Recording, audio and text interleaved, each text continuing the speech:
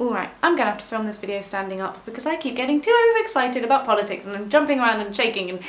Okay, I'm not gonna lie to you, I wasn't gonna make any YouTube videos until after my exams because I broke my arm, and dealing with exams and dealing with being a functional adult plus YouTube was a bit too much, so I just decided I'm just gonna give myself this and I'm not gonna make any videos until after my exams. And then Theresa May just came in and was like, oh, I'm just gonna spice up your life there.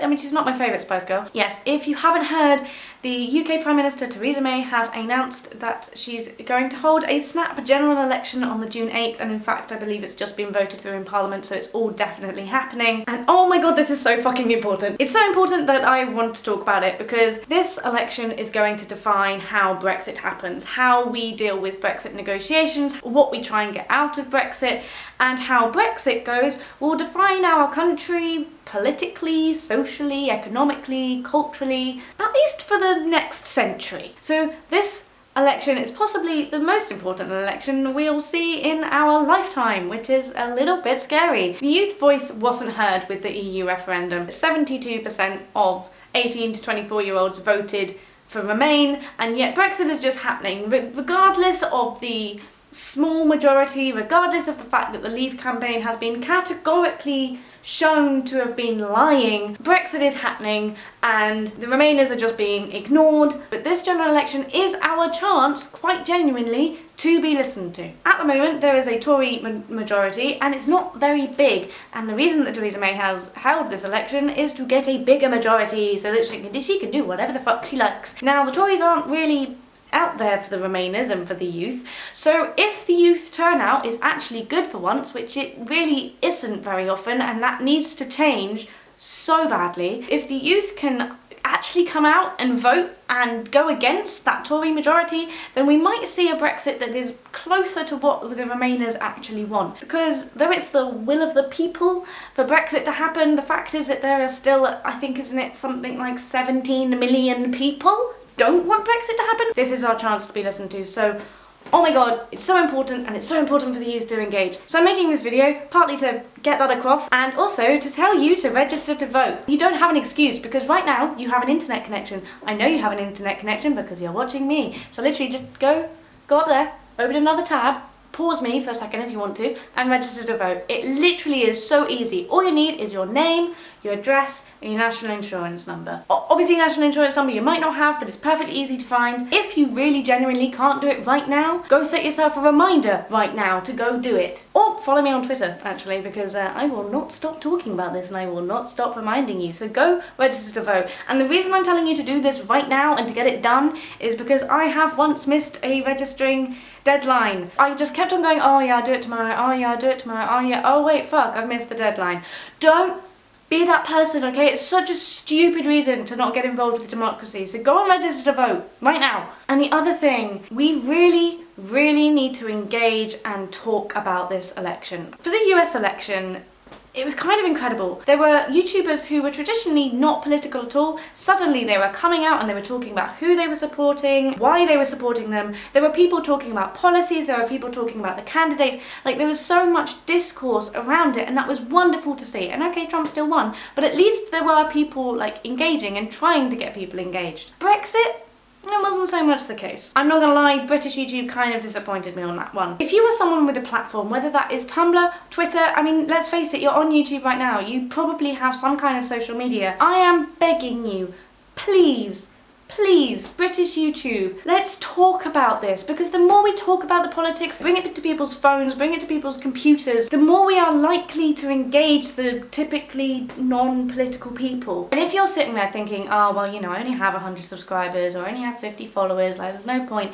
No, it's not wasted. Let me tell you a little story. I made a video on the EU referendum, and it was just very simple, kind of broke down each side, broke down all the policies and the ideas, gave as many facts as I could. Skip to many months later, where I'm talking to someone and they said to me, hey, that video made me change my mind. And they explained that they're not a very political person. They don't watch the news that much. And they'd heard about, you know, how Brexit was gonna get us better sovereignty, how it was gonna stop people coming in and stealing our jobs, how we were gonna be able to give more money to the NHS. And she was like, yeah, okay, that sounds all pretty good. I'm probably gonna vote leave. Then she watched my video and she heard about the, you know, the actual policies policies and the actual sides of the argument, and she went, oh, okay, actually, he sounds like a pretty good deal. And so then she changed her mind and she voted Remain. And that's just one person, and okay, Brexit still happened, but I changed someone's mind, and I really didn't expect I would, because, you know, the video didn't get that many views. And whether we change someone's mind or solidify someone's mind, you know, make someone go, yeah, I'm definitely going to vote for this,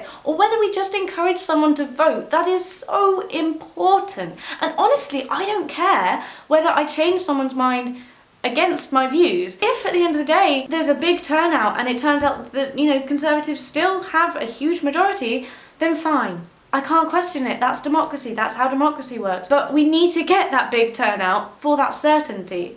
And for that peace of mind, I think, of knowing that at least it really is the will of the British people, which at the moment Brexit does not feel like the will of the British people. So, this is my promise now to you that I'm going to talk about this. I'm going to talk about the election, I'm going to talk about the parties, I'm going to talk about policies. That said, I'm not going to talk about it until after my exams. Theresa giving that little bombshell yesterday distracted me for a good 3 hours, because trust me, it's very hard to revise Chaucer.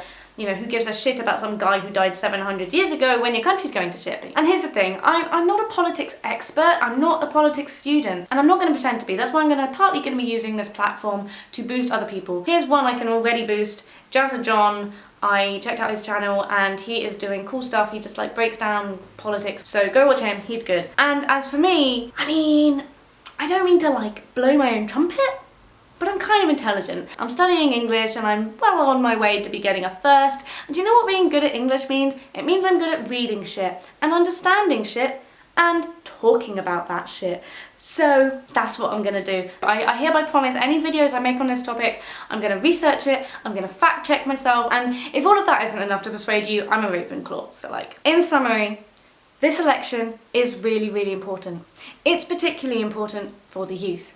Therefore, you need to go out and register to vote right now, and we all have a duty. If you have any kind of platform of any sort, you have a duty to talk about politics and to engage in politics. You don't have to be some politics genius who knows everything. You just need to be talking about it and aware of it and encouraging people to get involved. Because the fact is that not only have people died for your right to vote and to live in a democracy, there are people out there in the world right now who are dying, quite literally dying, to live in a democracy where they can vote. I'm done with being polite here. If you are someone who isn't really into politics and doesn't really care, I've lost a bit of respect for you as a human being. Sorry. Except I'm not sorry, because politics affects us every single day.